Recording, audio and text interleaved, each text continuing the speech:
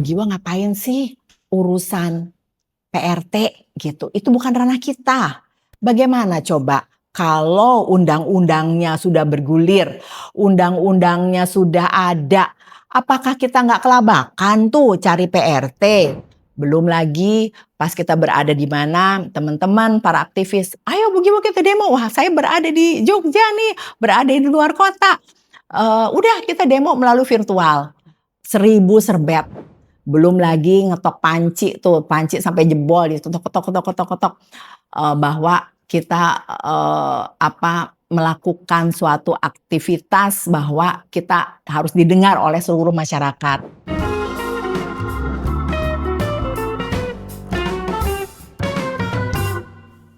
Ketika bangsa Indonesia memperingati Hari Kartini 21 April 2026 lalu, DPR akhirnya menggolkan RUU Perlindungan Pekerja Rumah Tangga yang telah mentok selama atau sepanjang 22 tahun terakhir. Lahirnya undang-undang ini layak disyukuri. Tentu saja ada keputusan politik di sana, dan itu terjadi di saat pemerintahan telah berganti, sudah 2 tahun pemerintahan Prabowo Subianto. Nah, untuk mengetahui cerita di balik sukses menggolkan RUU PRT menjadi undang-undang, saya telah bersama dengan Ibu Giwo Rubianto, salah seorang yang berjuang dengan gigih untuk melahirkan undang-undang perlindungan PRT. Bu, boleh diceritakan bagaimana awalnya Bu Giwo masuk dan bersama-sama dengan aktivis perempuan lainnya mengadvokasi RUU PPRT ini? Ya, terima kasih Pak Samsul Arifin untuk memberikan waktu kepada saya dalam menjelaskan mengenai perjalanan panjang RUU PPRT ini, Perlindungan Pekerja Rumah Tangga, yang memang sangat panjang ya, 22 tahun kita sabar menunggu, yang akhirnya DPR dan negara memberikan hadiah di tanggal 21 April 2026, suatu hadiah yang sangat berharga untuk teman-teman pekerja rumah tangga yang sebagian besar adalah para perempuan. Di mana perjuangan Kartini itu ternyata dapat dibuktikan dengan salah satu hadirnya negara di dalam perlindungan perempuan. Memang saya sangat terharu, yang dimana kami impikan, the dream come true yang akhirnya dapat terwujud ya. Pada waktu awalnya saya terpilih menjadi Ketua Umum Kongres Wanita Indonesia di tahun 2014, yang memang dari hasil kongres kita mempunyai program kerja sesuai dengan visi dan misi, yaitu adalah meningkatkan harkat martabat wanita Indonesia. Di mana Kongres Wanita Indonesia lahir tahun 1928 dan juga pada tahun 1935 itu ada launching Ibu Bangsa. Saya sebagai Ketua Umum Kowani pada masa itu ini pada masa itu dengan isu para aktivis perempuan. Waktu itu ada Jala Storia, ada Jala PRT Ibu Lita, Jala Storia Ibu Nini, kemudian Sarinah Ibu Eva Sundari, kemudian Komnas Perempuan mengajak Kowani untuk ikut serta berjuang, kemudian melakukan sosialisasi edukasi RUU PPRT ini. Selama 22 tahun ini memang suatu perjuangan yang panjang yang menyangkut kehidupan manusia mengenai perlindungan dasar manusia, di mana kita harus mendapatkan hak yang sama ya. Nah, di dalam perjalanan tersebut, jadi bukan hanya kami saja, tapi kami bersama-sama dengan para aktivis untuk kita komitmen nih. Kami melakukan soan-soan ya, audiensi-audiensi ke tokoh-tokoh perempuan, di antaranya adalah Ibu Negara, Ibu Sinta Nuriyah, yang kami juga sudah menyampaikan kepada beliau bahwa beliau adalah seorang ibu bangsa yang harus juga kita berjuang bersama. Ternyata responnya sangat positif ya. Nah, kemudian juga kepada kementerian-kementerian, Kementerian Tenaga Kerja, kementerian yang berkaitan pada waktu itu, Menteri Pemberdayaan Perempuan dan Perlindungan Anak, Ibu Bintang, kemudian juga sebelumnya juga Ibu Yohana Yambise ya, bahwa ayo sama-sama, mereka sangat sangat setuju dengan adanya ini. Nah, tetapi yang bikin saya sedih pada waktu itu ya, saya tiba-tiba ditelepon oleh pejabat negara bahwa, "Bu Giwa ngapain sih urusan PRT gitu, itu bukan ranah kita. Bagaimana coba kalau undang-undangnya sudah bergulir, undang-undangnya sudah ada, apakah kita nggak kelabakan tuh cari PRT?" Nah, jadi mereka yang belum paham tentang RUU PPRT ini, bahwa di dalamnya itu perlindungan perempuan bukan hanya kepada PRT, tapi perlindungan itu kepada majikan juga. Nah, kemudian juga pada pejabat-pejabat yang lain, tokoh perempuan, ada juga tokoh perempuan, nggak usah deh Bu Giwa, mending kita urusan pemberdayaan perempuan yang lain, masih banyak tuh ya yang lain seperti stunting, angka kematian ibu melahirkan, begitu. Iya, saya bilang kita tetap, tapi ini kan nyawa manusia, saya bilang begitu. Ini nyawa manusia. Nah, tidak sepenuhnya pengertian bahwa jika ada undang-undang PPRT sudah digolkan, itu tentunya ada standar untuk gajinya berapa, bukan di luar dari batasan kita, dan juga ada PRT yang sudah menjadi kerabat, itu bukan di luar dari itu, yang sudah kerabat, saudara, tidak bisa kita lakukan sama dengan undang-undang kebijakan undang-undang PPRT. Nah, belum lagi akhirnya kita turun demo ke jalan ya. Belum lagi pas kita berada di mana, teman-teman para aktivis, "Ayo Bu Giwa kita demo." Wah, saya berada di Jogja nih, berada di luar kota. Udah kita demo melalui virtual. 1.000 serbet. Jadi saya belum pernah terus terang serbet ditaruh di atas baju, terus saya taruh serbet di atas baju dengan bahwa kita berjuang harus segera undang-undang PPRT ini terwujud. Belum lagi ngetok panci tuh, panci sampai jebol, diketok-ketok, bahwa kita melakukan suatu aktivitas bahwa kita harus didengar oleh seluruh masyarakat. Nah, di 2023 itu atau di penghujung pemerintahan Joko Widodo, itu saya melihat nggak ada celah atau kemungkinan untuk digolkan menjadi sebuah produk hukum gitu. Nah, saya ingin bertanya, apa yang dilakukan oleh Ibu Giwo dan teman-teman aktivis perempuan untuk membuat RUU ini jadi diperbincangkan lagi oleh DPR gitu?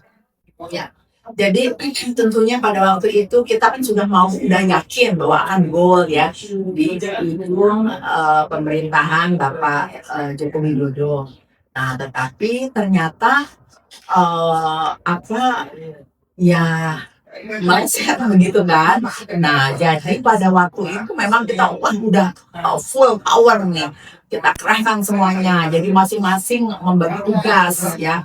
Mbak Lita kemana, kemudian saya juga kemana, audiensi, Bu Nini, Bu Eva Sundari, Komnas Perempuan, pokoknya kita full power deh untuk agar segera diundang-undangkan. Nah, tetapi mungkin DPR dan pemerintah mempunyai prioritas yang lain, ya lebih ke arah kebijakan-kebijakan yang lain. Nah, tapi tentunya kita tidak diam begitu pas tidak digolkan, memang aduh udah lemes gitu ya, gimana, tapi terus kita bergaung, sosialisasi, edukasi, karena kita yakin pasti ada saatnya ini diundang-undangkan. Dan juga tentu masa sih negara tidak memperhatikan para perempuan, terutama di tingkat yang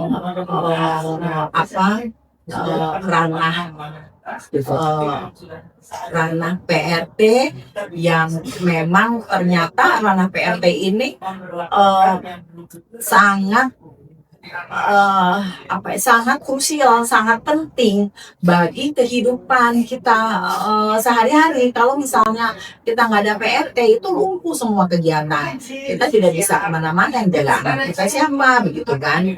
Nah, kemudian juga masa negara tidak memperhatikan sih selama puluhan tahun ini gitu.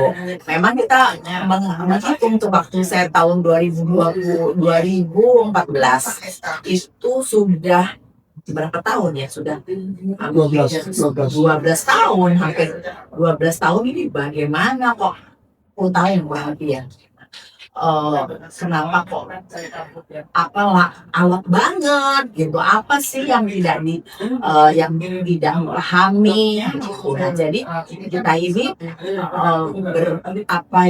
melakukan segala strategi untuk agar DPR juga ini perlu, ini penting begitu ya.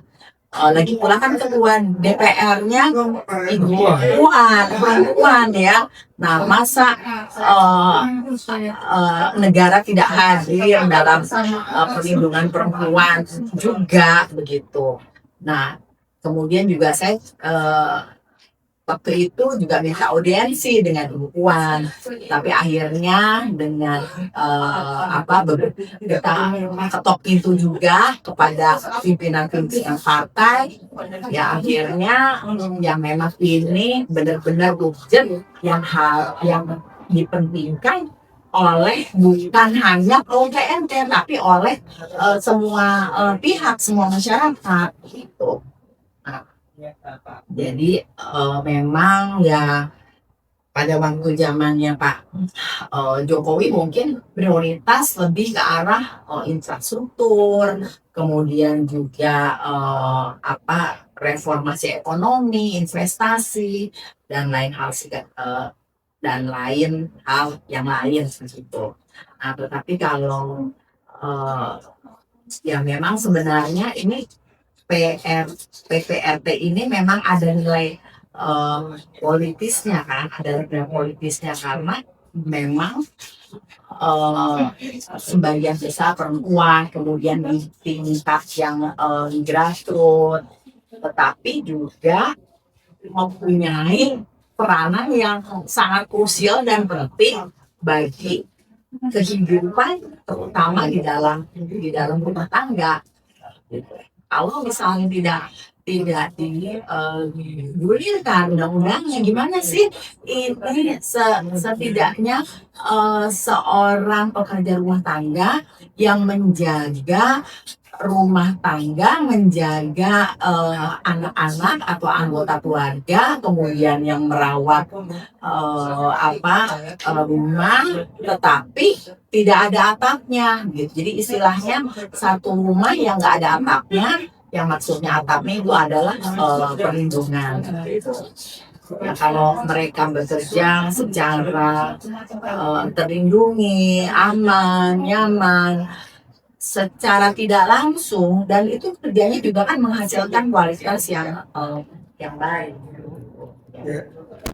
Nah, dari penjelasan Bu Giwo tadi kan ini perjuangan panjang. Kalau Bu Giwo sendiri sejak 2014 ya kan, aktivis perempuan nggak bisa sendirian, harus ada membuka atau ketuk pintu politik kan DPR gitu.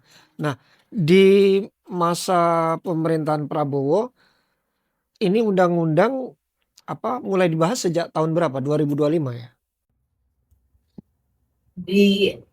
Dibahas tahun 2025 itu. Nah, jadi kan setiap ada persidangan selalu dibahas, tetapi memang masih alot aja gitu ya, masih alot dalam persidangan. Nah, kalau boleh tahu pintu sebelah mana itu yang diketuk oleh Ibu Giwo dan kawan-kawan sehingga ini goal di 2026? Ya.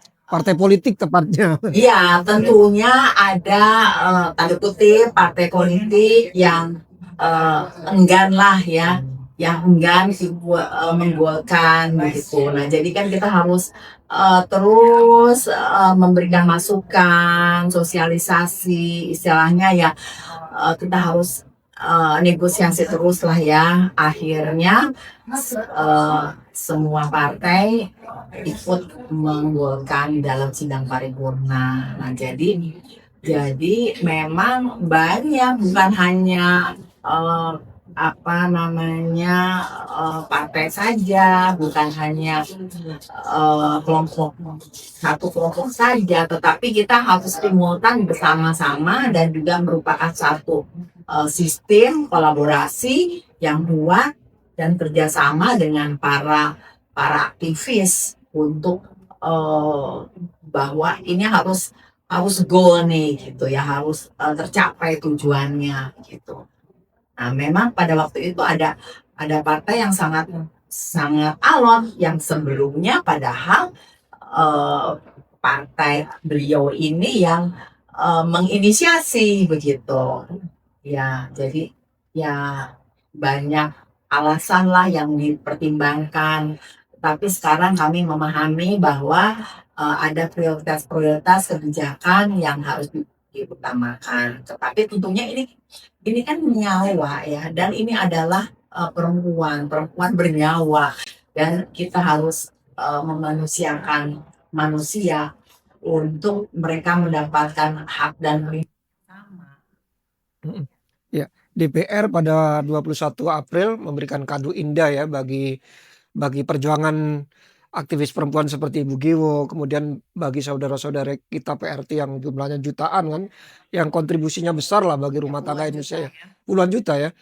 Nah, saya ingin mengorek apa yang berbeda antara 2024 dengan 2026, khususnya mengenai butir-butirnya Bu. Apakah ini kan 2026 ada keputusan politik untuk goal, tapi apakah butir-butir di dalam draft RUU itu ada yang berubah? Misalnya ada semacam kompromi kayak gitu. Nah, Ibu sendiri puas nggak dengan semua isi dari undang-undang itu sekarang? Atau ada yang berubah? Tentunya memang ada negosiasi ya, ada beberapa poin yang mengenai kebijakan upah ya, itu kan nanti diatur khusus. Nah, seperti itu. Nah, tetapi tentunya sekarang yang butir-butir yang berada di dalam undang-undang PPRT itu setidaknya sudah mengakomodir lah, daripada undang-undangnya tidak digolkan dulu. Kapan kalau kita negosiasi terus undang-undang tidak digolkan, jadi ya sudah, ini digolkan dulu. Nah, nanti kan tentunya ada peraturan pemerintah, kemudian implementasinya. Nah, seluruh masyarakat saja mengetahui adanya undang-undang PPRT ini sudah digolkan, itu sudah syukur alhamdulillah. Tetapi tentunya kan belum pada mengetahui. Nah, jadi memang dengan adanya undang-undang yang sudah digolkan ini, kita bukan hanya puas bahwa ini udah ada loh produk undang-undang PPRT, bukan hanya itu, tetapi yang kita tunggu itu bagaimana nanti kenyataannya di lapangan, implementasinya kepada PRT yang benar-benar sudah merasakan perlindungan ini, begitu. Kan ini perlu dalam waktu 1 tahun ini kan, terus sosialisasi dan edukasi. Kemudian apakah mereka ini mengetahui semuanya butir-butir yang ada itu, kan perlu kerja keras. Jadi PR yang besar juga bagi kita semua, bagi aktivis, bagi organisasi, bagi seluruh masyarakat, bagi aparat penegak hukum. Mereka belum tentu mengetahui adanya undang-undang ini. Yang mengetahui mungkin aktivis, politisi. Ya, tadi kan Ibu menyinggung bahwa ada apa blocking di DPR sehingga di masa akhir pemerintahan Jokowi ini nggak bisa digolkan. Nah, tapi hari ini kita sudah harus bersyukur bahwa ini akhirnya goal gitu. Nah, mungkin Ibu boleh cerita tentang masyarakat barangkali juga dengan tanda kutip ya agak takut ya. Selama ini kan mereka mendapatkan PRT itu dari 2 jalur lah ya. Jalur pribadi yang langsung ke direct ke PRT-nya gitu, sama penyalur. Nah, di undang-undang itu ada poin bahwa gaji itu ditentukan negosiasi 2 pihak ya Bu ya. Antara antara yang memberi pekerjaan disebut majikan, dan kalau saya sendiri menurut saya sih kata majikan itu terlalu feudalistis ya. Yang memberi kerja lah ya dengan PRT yang diberi pekerjaan gitu. Nah, sesungguhnya spirit apa yang hendak ditanamkan di dalam undang-undang itu oleh Ibu Giwa dan kawan-kawan? Apakah gaji itu fleksibel atau seperti apa? Tentunya begini ya, itu kan di dalam undang-undang, di dalam butir-butir undang-undang PPRT itu ada beberapa kategori ya, bahwa PRT dapat PRT didapatkan dari penyalur ya, penyalur tenaga kerja. Nah, dari penyalur ini tentunya harus mempunyai kualifikasi dan kualitas, di mana para pekerja itu sudah mendapatkan pelatihan ya, sertifikasi.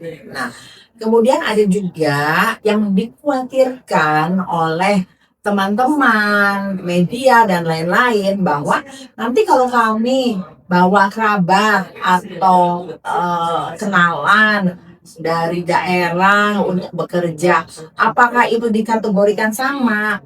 Jadi itu perlakuannya juga berbeda, begitu. Perlakuannya berbeda seperti kalau kita punya seperti yang sudah lama, asisten yang sudah lama bekerja mengabdi kepada kita, itu adalah termasuk kerabat gitu. Jadi kan juga perlakuannya juga beda. Nah, inilah yang banyak dikhawatirkan. Bagaimana nanti kalau di rumah kita, waduh, udah berantakan nih semuanya, para PRT-nya nanti menuntut dan lain-lain. Yang enggak begitu kan, ada penyelesaian, kemudian juga gaji juga atas dasar kesepakatan dua belah pihak gitu. Yang penting ada perlindungannya, diberikan kesempatan untuk istirahat, untuk liburan begitu. Bisa kalau tidak diberikan liburan atau digantikan dengan upah ya, insentif. Ya. Nah, Ibu tadi juga menyinggung soal ini sudah jadi undang-undang, tetapi masalahnya kan sosialisasi agar undang-undang ini tidak gagah di atas kertas. Apa yang akan dilakukan oleh Ibu sebagai ya katakanlah orang yang berkepentingan agar undang-undang ini benar-benar terwujud di lapangan, memberikan perlindungan pada PRT, memberikan kesejahteraan buat mereka, juga adil buat si pemberi kerja gitu, masyarakat yang memberi kerja pada PRT. Jadi gini, pertama tentunya walaupun undang-undang ini sudah diundang-undangkan ya,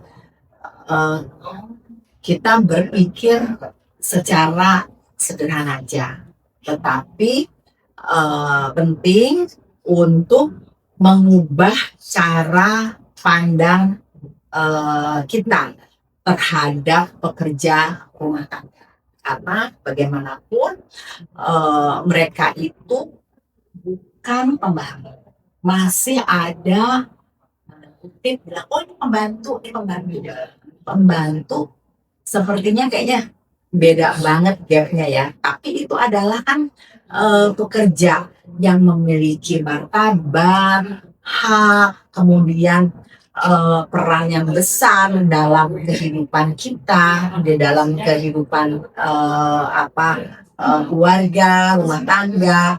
Nah, karena memang kita harus mengubah mindset kita bahwa itu adalah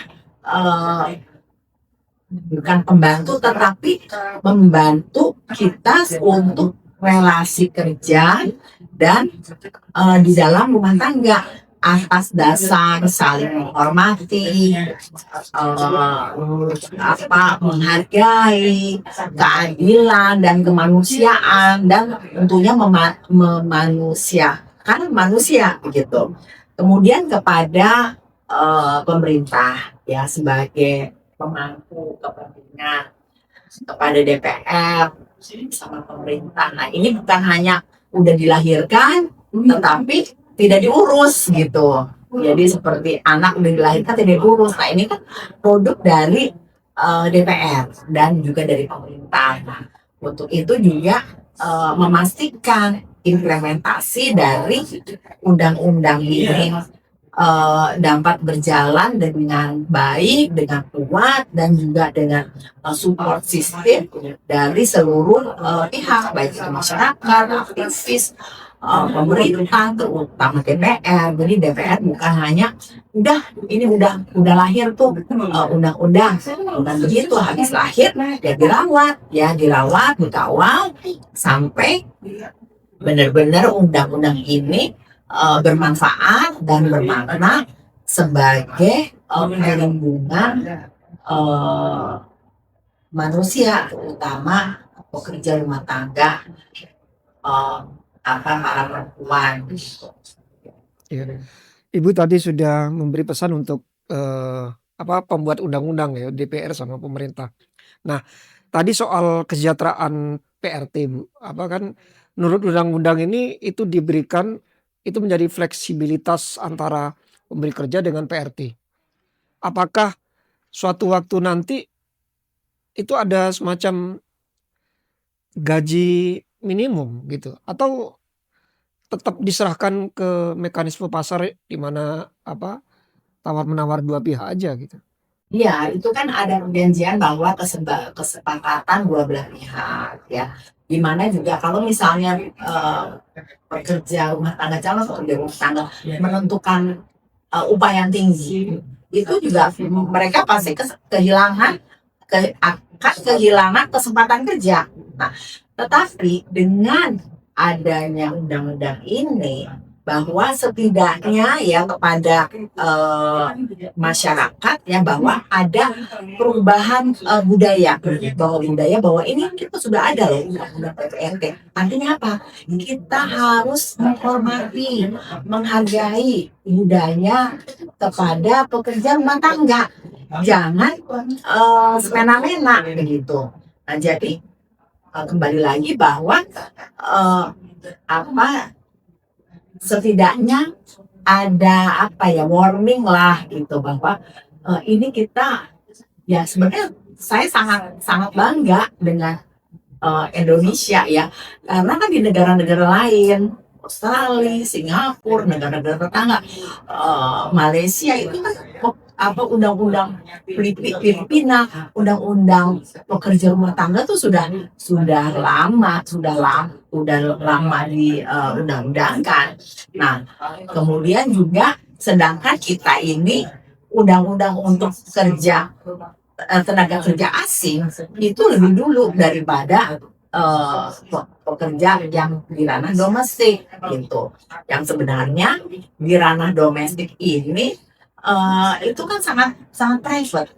Orang nggak bisa masuk. Kalau misalnya PRT kita kerja di tenaga asing, sedangkan tenaga asing itu dilindungi. Nah, seperti itu. Jadi kembali lagi bahwa dengan adanya undang-undang ya ada suatu warning bahwa ini kita harus ada perubahan budaya bahwa kita harus mengungke orang gitu. Nah, jadi harus memanusiakan manusia bahwa mereka itu adalah teman, relasi untuk kita saling membutuhkan gitu. Jadi bukan karena uang bisa semena-mena ya, uang dengan misalnya kalau ada upah minimum gitu, kemudian kita memberikan uang, kita bisa semena, nggak bisa begitu. Nah, jadi kembali lagi bahwa kita harus musyawarah, persetujuan kedua belah pihak begitu, dan memberikan kesempatan kepada baik pemberi kerja maupun pekerja rumah tangga. Dengan memberikan kelenturan atau fleksibilitas itu terhadap dua pihak, yaitu pemberi kerja sama pekerja, apakah Ibu yakin akan para saudara-saudara kita yang menjadi PRT itu bakal lebih dimanusiakan dan lebih mendapatkan kesejahteraan, perbaikan kesejahteraan?